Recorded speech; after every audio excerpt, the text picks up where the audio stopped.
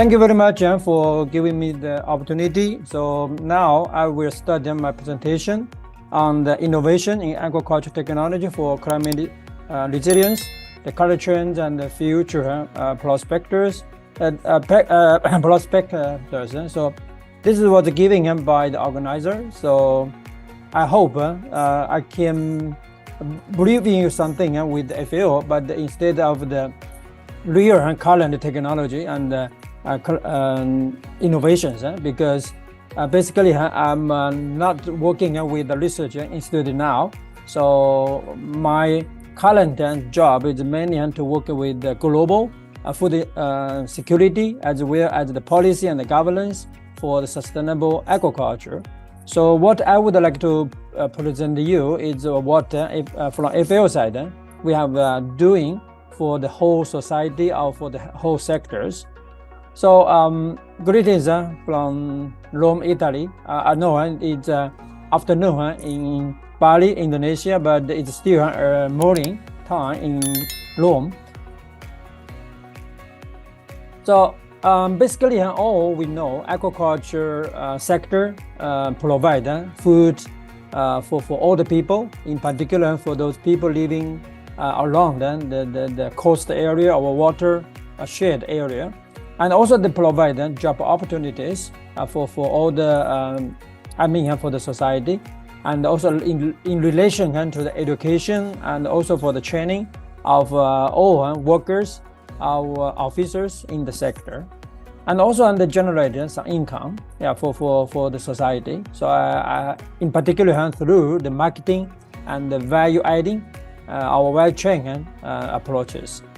And currently, they also provide a lot of ecosystem services. So because they are living water and also they are associated with the aquatic ecosystem. So I think this is now also a very hot topic, as what we are talking today is for the climate change. So there are a lot of discussion with the global warming, and one of the reason is for the carbon dioxide emission from the agriculture sector or industry, as well as from aquaculture sector. And the last but not least, then also for the enhancement of the rural development with the social benefits to the stakeholders.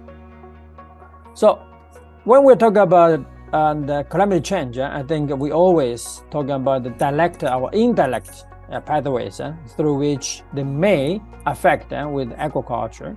So I think you may know this chart from publication.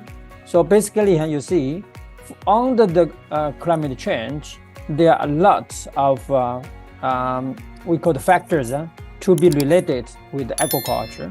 So basically, from agriculture production, even from the capture fisheries, and also for aquaculture production itself. So these all related. And we have to understand, especially for the water temperature, our aquatic ecosystem changes. So in that case, I think this is a really big challenge we are facing now. But if I would like to give you some background, and maybe most of you already know that very well, according to the FAO statistic, in the last 70 years, where we observe that the aquaculture production was increasing for like the last few decades. So I think this is really a very remarkable achievement for all the society.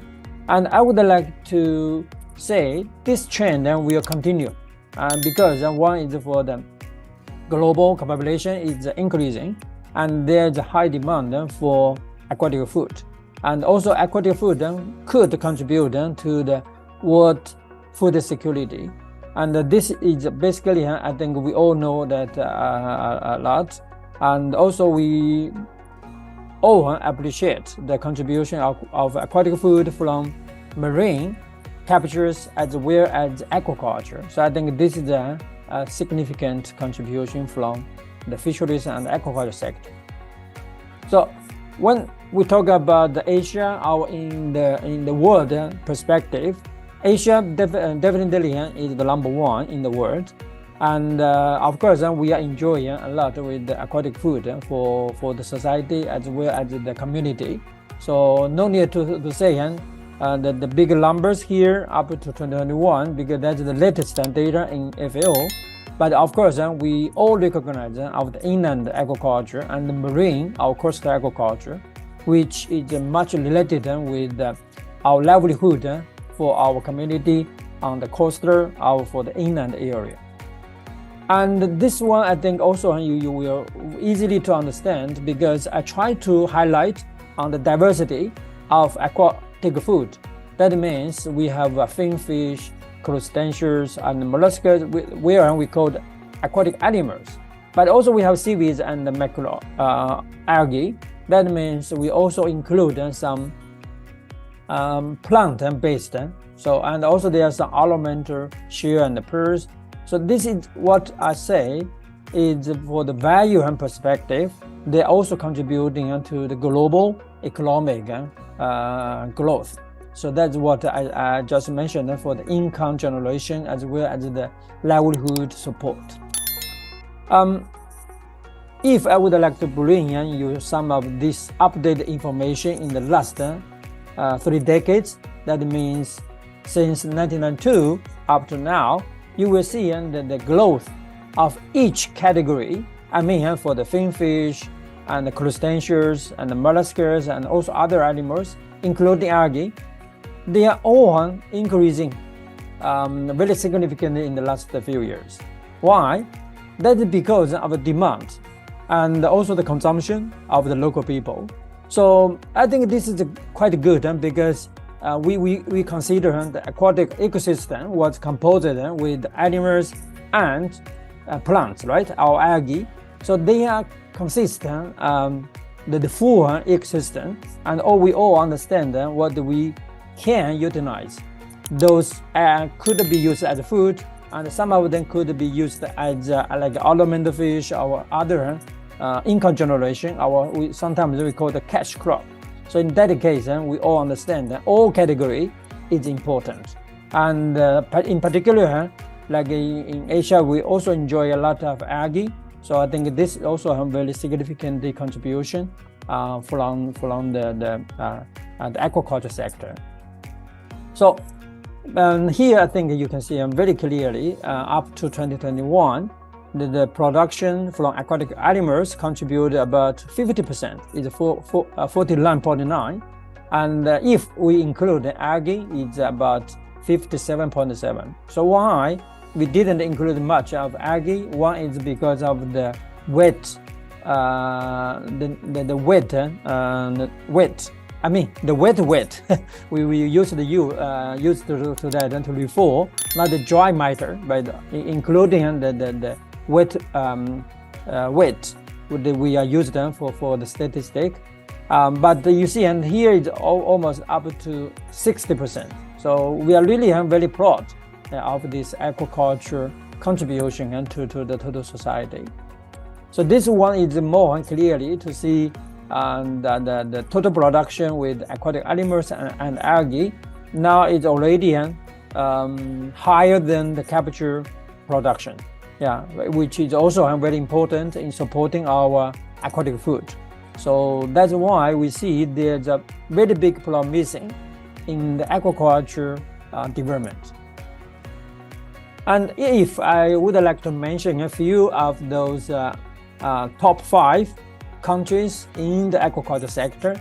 So here you see that this is in the total aquaculture production.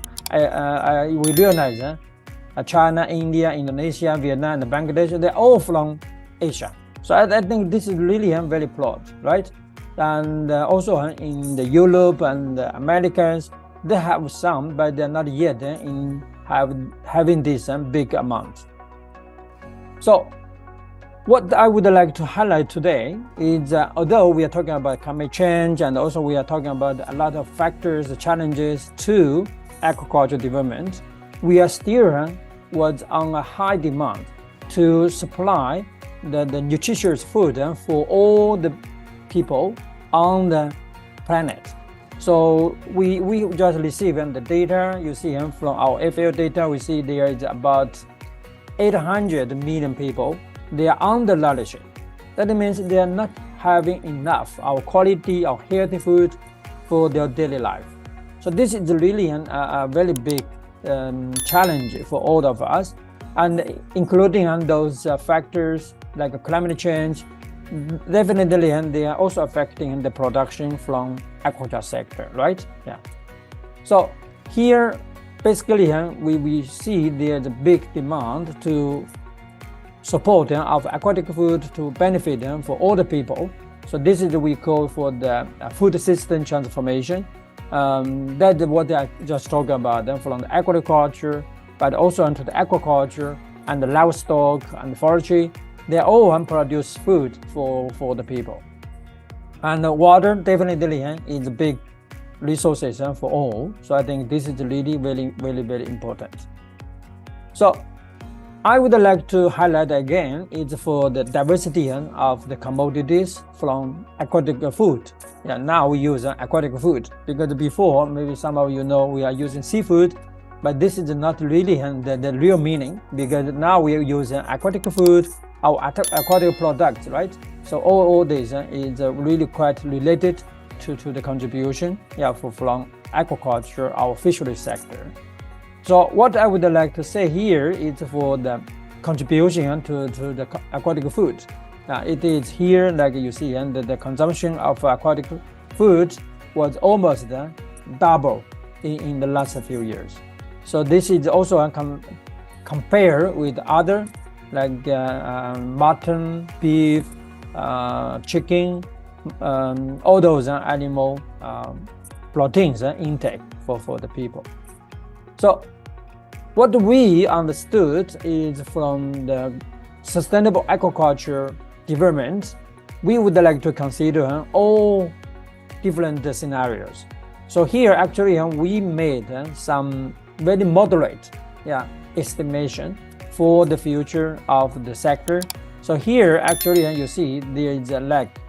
In 2020, we already reached about 20.2 kilograms of aquatic food per capita per year. But if we anticipate in 2030 we can increase a little bit, then I think there's a lot to be produced for the whole society. And also we see the aquaculture sector is not development balanced. So there are a lot of less developments in Africa, or sub-Saharan Africa. You see, their consumption is still quite lower compared with Asia. But you see, their water resources, they are also capable to produce more. That will be a good contribution to the world.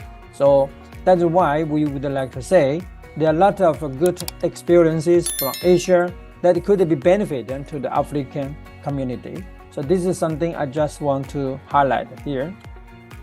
For FAO, actually, we already established the new strategic framework, which is simply know the 4 betters: better production, better nutrition, better environment, and better life. But all this is interconnected, and they can contribute in various aspects.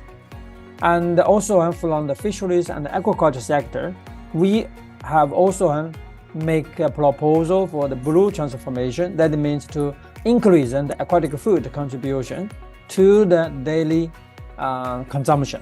So in that case, this also was falling in the category of better production, but also they contribute to better nutrition, better environment, and a better life. So if I would like to say, as we have the topic today is for the climate change, especially in Asia, I think there are still a lot of challenges we are facing now. Not only for we say the consumption is there and there is a high expectation, but also we have to understand, there is a big amount produced from Asia. And what we can do, I think this is really a big question. And today, I think a lot of colleagues, they already made a lot of presentation on the research and also their studies. I think that all contribute to the sustainable aquaculture development in the future. So this one actually, I'm not saying this the both contribution from captures and aquaculture, they're both very, very important. So that's why we say, although you see in the 1970s, aquaculture contributed a little bit, a very small amount, but now aquaculture contribution to the food and consumption is higher than the capture fisheries. This is because of the primary production capacity in the sea or in the inland water is almost reached to the peak potential in the wild. So what we call the blue transformation, this is the roadmap for FAO's work on aquatic food system. So this also means what we would like to support for FAO members when they are developing their policy and the governance or actions in achieving the global food system transformation target, our objective. So from there, actually, we as I already said, based on the code of conduct for responsible fisheries, as well as in 2021, we published the COFI Declaration for Sustainable Fisheries and Aquaculture. So also we identified some of those priority areas. So right now, we are happy to share with you those 3 objectives in the aquatic food system. So the first one is sustainable aquaculture intensification and expansion. This one will be satisfied the global demand for aquatic food and distribution. And the second one is the effective management of all fisheries. That's what I mentioned for the capture fisheries. So all should have effective management. And for objective 1 and objective 2, it's to ensure the supply and the production of all aquatic food. And the number 3 is to upgrade the value chain to ensure the social, economic, and environmental viability of the aquatic food system. So that means including post-harvesting, processing, logistics, and the transportation. So this is to improve the accessibility to everyone who can access to the food, because most of this accessibility is not in favorite. Now, because as myself, I'm living in a mountain area. So during my childhood, I never touched the seafood. Well, what they say is from the sea. But when I grew up, I started to work in many cities and also on travels. So I started to learn about the seafood from the sea. So I think this is something I would like to highlight here. So what we would like to promote, like for feeding the world through aquaculture intensification and expansion. So currently, actually, this is the 2 keywords we would like to highlight in our policy, for the technical assistance from FAO to FAO members. So here, actually, I just want to highlight, explain a little bit, like for aquaculture expansion. They have many actions or directions we could do to work on that. But all that should be based on the analysis of the key problems and opportunities in the country. So this including the expanded area, so where we can do aquaculture. And also now, as we are talking about the climate change, so there are a lot of considerations we would like to talk about. Is the coast area of offshore, of distant water area. So all that information we have to consider, and also we have to think the environmental impact analysis, our assessment before we giving our priority for the area to aquaculture development. Second one is diversify the species. Different species has different living habit, and also different species they are staying in different countries, right? So this actually we are encouraging to develop some indigenous species, in particular, which with the most favorite by the local community, and also we encourage to have a multi-trophic species combination when we're doing aquaculture in a certain water bodies. Instead of only we promote with intensive monoculture. So I think this could be diversified with the species, and also diversified systems. So when you talk about the aquatic food supply in the country level, so usually you say, oh, we have the cages, we have ponds, we have indoor systems, we have RAS. So all that then should be coexisting in harmony. But that means nowadays, I think there are a lot of discussion on the systems innovation and the digital technology that will be included in the intensification. Yeah. So all that then we are also encouraging. Yeah. Not only for some of the commercial and production only. Yeah. This is really not only direction for aquaculture development. So I'm very appreciative for a few colleagues. They are talking about for those polyculture system and using the primary production capacity in the pond system. Yeah, I think this is really very important. And also we are talking about the rice fish integration, right? So I think a lot could be developed. And the environmental restoration. And now same session. They are using aquaculture to restore the environment. Next so I think this is something very important for the environmental restoration. Yeah. Okay. And even they have some ecotourism developed in the with aquaculture. So I think this is also another dimension we could focus. Intensification nowadays, I think also following the same. I just want to list a few of those high interest area, like the aquafeed supply and management, modern technology and digitalization, quality seed supply and the genetic resources, farm and the biosecurity management, influent management, and including the energy management. So all these should be intensified and in high efficiency of using all those resources as well as the management for the sustainable aquaculture development.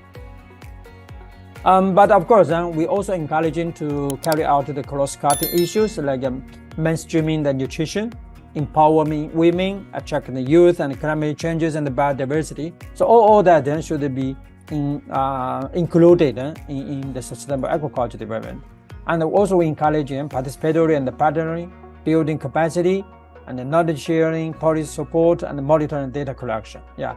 All data-driven, our data-based decision-making process is always encouraged. So as I just mentioned, for the three scenarios for the estimation of aquaculture development, so if we can make it with all commitment from FAO members, we possibly until 2050, we can reach per capita consumption like 25.5 kilogram. But if we are fair, we may reduce the per capita consumption of the future. So in order to implement the sustainable aquaculture development for FAO members, so we have developed a guideline for sustainable aquaculture for all FAO members, and that was also contributed by FAO members. So this year in Mexico, you see this guideline development takes a very long process, almost 6 years. Yeah, it was initiated in 2017, but now in 2023, this year in May, we have been finalizing the text from the subcommittee on aquaculture of the Committee of Fisheries. So I think this is really a big step. Yeah, and what we will do, the guiding principles for the guideline for sustainable aquaculture, including all this here, sustainability, environmental stewardship, rule of law, non-discrimination and the respect of cultures, equity and equality, consultation and participation, transparent and accountability, holistic and integrated approach. So actually, FAO is working with FAO members. So because we have 193 members, including EU, in total is 194. And what we would like to support the country one is from the policy, the governance, as well as the capacity building. Yeah. So in that case, I just want to touch a little bit on the guideline itself. So the guideline basically including 4 chapters. The first chapter is the governance and the planning. Yeah, so we would like to focus on aquaculture development should follow the law as well as the governance framework in the country. The chapter 2 is sustainable resources use, ecosystem, and the farm management. So this including, as I just highlighted, the feed and the biosecurity and animal welfare, they're all included. And also strategies to address climate change, natural disasters, pollution, and the pandemic. So all that should be keep in mind. Now, chapter 3 is discussing the social responsibility, this and the work and the gender equality. And chapter 4, we are also including the value chains, market access, and the trade. So because that's the whole value chain of aquatic food, right? So this is the main guideline for sustainable aquaculture. So before I conclude my presentation, I would like to show you some of the innovations in aquaculture. So basically, most of us are working in the production side. Now, like I just mentioned, the production and the supply dimension. So basically, we are all working with like water, space and water where to use for aquaculture, and should have some shelter facility to improve the efficiency as well as the capacity, and also the biosecurity and the welfare, feed and the feeding, quality seed supply, energy and additional work, marketing and the traceability. So all these is some of these technical issues will be related with production and the supply dimension. But apart from that one, I would like to encourage you to also looking our people. That is really the one need our attention as well as care. So in this case, I also encourage our government to establish the society dimension. Yeah, that's the community base, like social security and assistance, including the insurance scheme. Yeah, because sometimes when climate change coming, we are facing some of those extreme weather, our disasters. What we can do for the people, of course, to save the life, to provide some financial assistance to the people. That is also the responsibility of our government. But at the same time, if there's like insurance scheme can help our farmers to be more sustainable or resilient, to those pandemic or to those disaster incidents, then I think they will have a more happy life, for the future. So lastly, I would like to encourage you for the way forward. Whenever we are encountered with the challenges in aquaculture or fisheries, we would like to encourage you to review and update the challenges in aquatic food supply and the trade. And then you will make a priority action in addressing those challenges.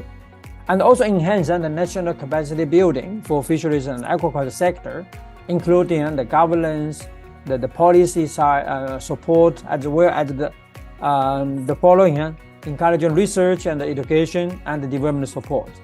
Because this is really very important for all the people to be benefit from the sector development. And lastly, I would like to encourage you to join the Global Sustainable Aquaculture Advancement Partnership. This partnership is initiated by FAO. So basically now we have the website, and we are encouraging you to join this one, and maybe you will be contribute or share and to contribute to capacity building with the whole sector in the world. Okay, so you can visit the website in FAO. It's for the global partnership for sustainable aquaculture advancement. And so because I'm not working with the research academy for a specific technology. So I just share with you some of my thinking and also on the reviews from FAO side. I would like to encourage all of you to have a very good work and contributing for the future generation as well as the sustainable sector development. So I thank you all and wish you enjoying this international forum for fisheries and aquaculture, and wish you have a good evening. Thank you.